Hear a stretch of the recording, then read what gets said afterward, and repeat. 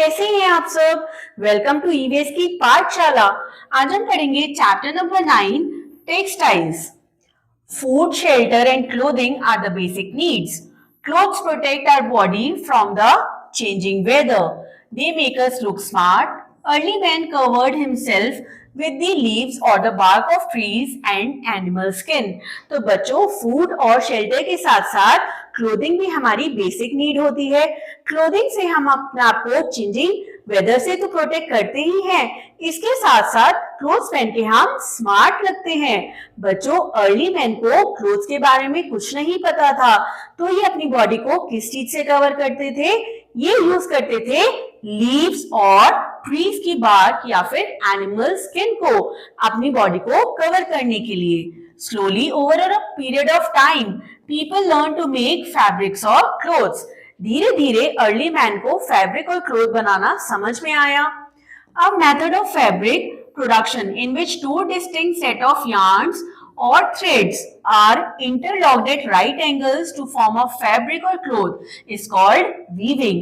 तो बच्चों, जब हम एक फैब्रिक को प्रोड्यूस करते हैं एक स्पेशल तरीके से, जिसमें हम दो थ्रेड्स को आपस में राइट एंगल्स पर इंटरलॉक करते हैं, इस मेथड को कहा जाता है वीविंग। बच्चों, इसमें अलग अलग यार्न्स को यूज किया जाता है और फिर उनको इंटरलॉक करके एक न्यू क्लॉथ बनाया जाता है।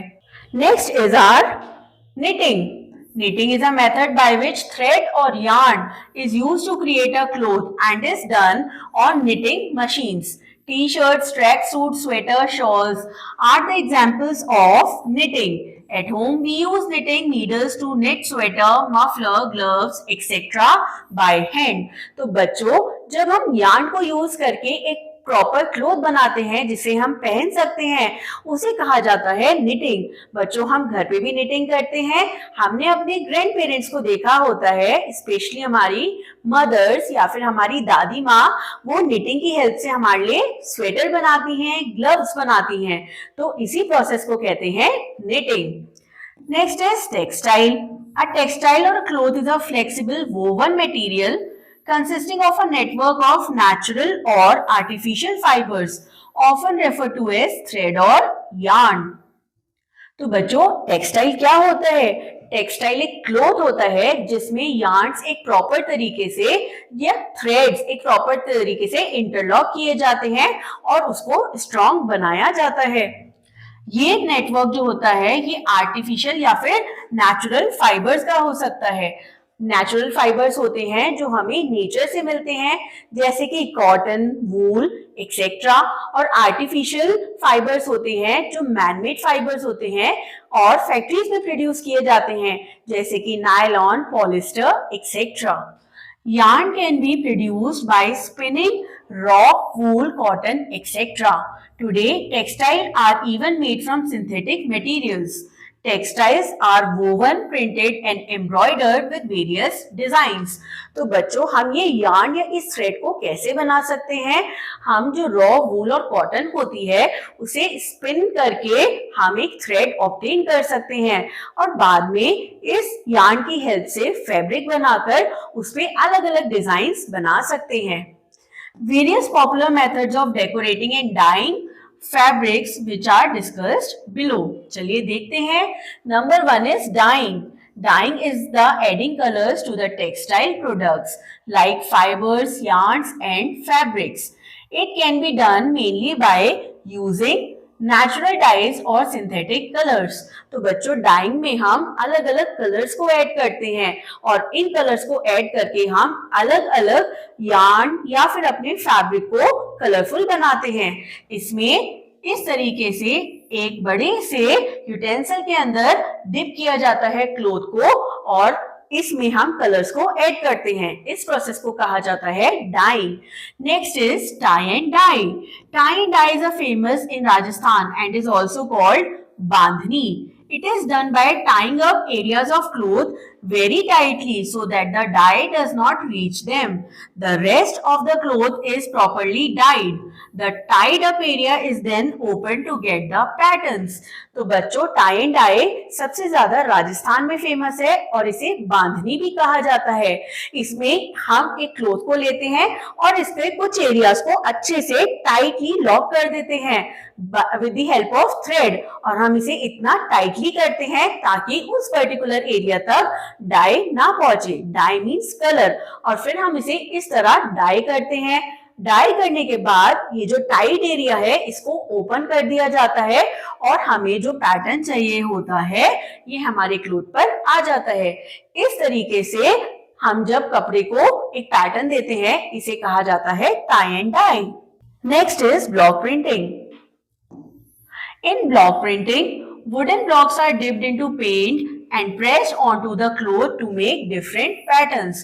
बच्चों ब्लॉक प्रिंटिंग के अंदर वुडन ब्लॉक्स होते हैं जिन्हें पेंट में डिप करके क्लोथ पर लगाया जाता है और अलग अलग इंप्रेशन बनाए जाते हैं, अलग अलग डिजाइन बनाए जाते हैं। ये देखिए इस तरीके का ये वुडन ब्लॉक होता है, इसे पेंट में डिप करके हम ऐसे क्लोथ पर इसको प्रेस करते हैं तो ये क्लोथ पर पूरा इस तरीके का डिजाइन आ जाता है।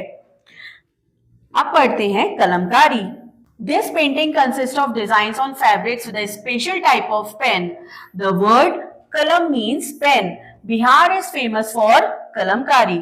तो बच्चों जब हम कोई भी डिजाइन बनाते हैं फैब्रिक पे with the help of pen, ये स्पेशल पेन होते हैं और इन्हें कहा जाता है कलम। तो कलम से जब हम स्पेशल डिजाइन्स बनाते हैं जैसे इस तरीके से तो इसे कहा जाता है कलमकारी डिजाइन्स। और ये कहाँ फेमस होते हैं?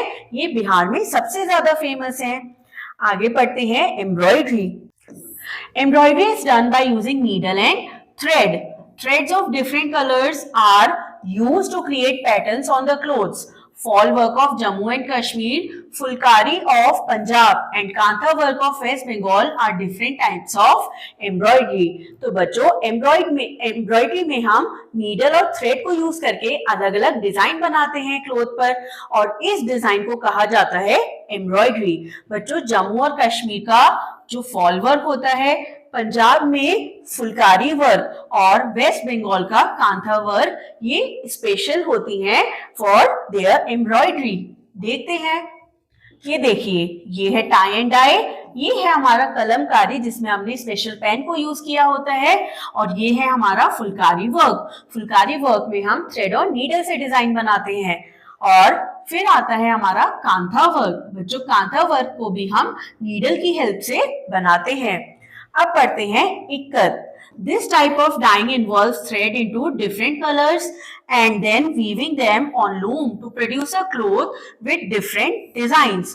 Orissa is famous for ikat. तो बच्चों इक्कत किस तरीके से होता है? इसमें जो थ्रेड्स होते हैं इन्हें डिफरेंट कलर्स में डाई किया जाता है और फिर इन जो हमारे थ्रेड्स हैं इनको यार्न किया जाता है या फिर हम कह सकते हैं इन्हें लूम पर स्पिन किया जाता है और एक क्लोथ बनाया जाता है और इसे हम बनाते हैं अलग अलग पैटर्न्स और डिजाइन्स में। इस प्रोसेस को कहा जाता है इक्कत। और इक्कत सबसे ज्यादा कहाँ फेमस है? उड़ीसा में। बच्चों last is batik. This type of drawing involves a design on a piece of cloth and spreading wax over the design and letting it to cool. Before it is dipped in color, the wax is broken. Various colors are used in this process. तो बच्चों batik में हम एक special design बनाते हैं अपने fabric के ऊपर और इसके बाद इसके ऊपर वैक्स लगा दी जाती है ताकि ये जो डिजाइन है ये क्लोथ के अंदर सील हो जाए।